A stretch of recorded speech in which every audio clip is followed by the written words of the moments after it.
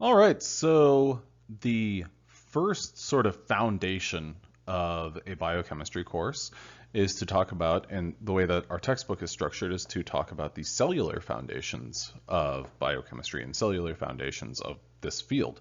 And so living matter and living organisms are divided based on their 16S RNA sequence into three major categories: into the bacteria, archaea, and eukarya.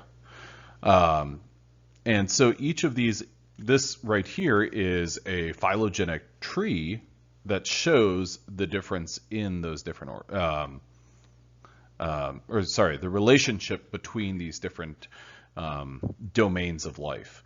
So it's our ribosomal RNA that has been sequenced, and that causes these, or that is how these different groups have been delineated. Okay, now the six kingdoms of life, defined by organismal, cellular, and molecular differences, go into a couple of different, can be classified in the following ways. So the six kingdoms are archaea, bacteria, protista, fungi, plantae, and animalia. Now, these different kingdoms have slightly different organization in terms of their cellular makeup. So, archaea and bacteria are both unicellular organisms, and they are prokaryotes, meaning that they do not have any sort of subcellular organization in terms of, any sort of membrane-bound organelles within their cells. Now, protists are also unicellular, but they're eukaryotes.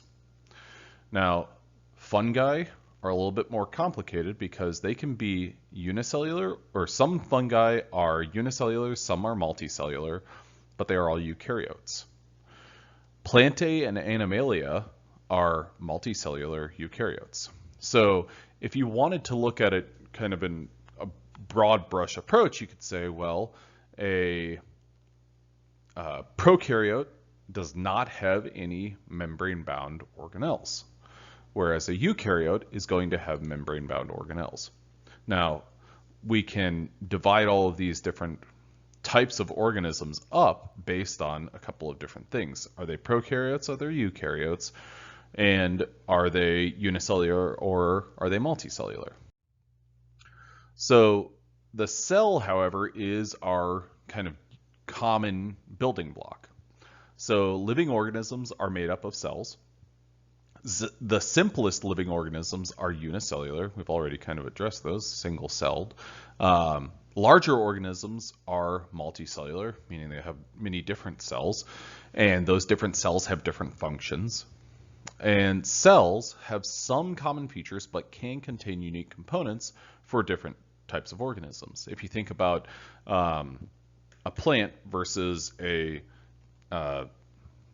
human cell, or a cell from a human, well, a plant cell is going to likely have a photosynthetic center compared to a human cell, which is not going to have that.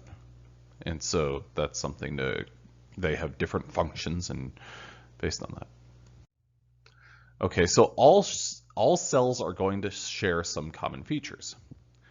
We've got a bacterial cell versus an animal cell. The first thing that I want to compare about them is the size. So a bacterial cell is approximately 1 micrometer. An animal cell is approximately 50 micrometers. Okay, so an animal cell is approximately 50 times as large as a bacterial cell. Okay, now let's identify the things that are common amongst them.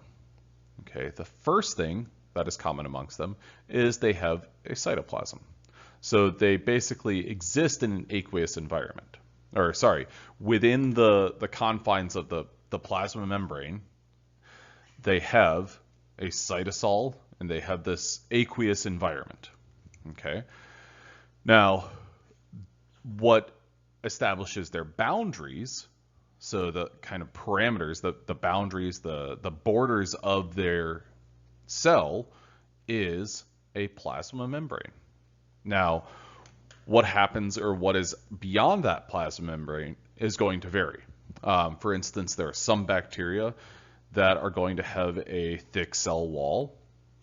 Some plant cells will have thick cell walls. Animal cells do not have cell walls. So we're going to leave this common feature as a plasma membrane. Another common feature is a ribosome.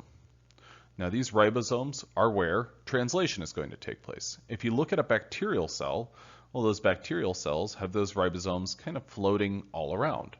Whereas in an animal cell, if you wanted to look at, this is just organized for the sake of the visual here to show kind of spatial arrangement, but the ribosomes are linked to this guy right here.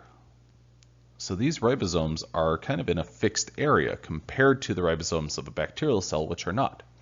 Now, that's basically where the common features end, more or less, and then become a little bit more complicated, or there's kind of differences in division amongst them. So the nucleus is where your genetic information is going to be stored in an animal cell, whereas the nucleoid is where your genetic information is going to be stored on a bacterial cell. That nucleus is going to be enveloped in a nuclear membrane. Then, in an animal cell, no such membrane exists within a bacterial cell. Likewise, you are going to have membrane-bounded organelles that exist within an animal cell that, well, none such exist in a bacterial cell. So you can have this division of function and division of, or these barriers within the animal cell that do not exist in a bacterial cell.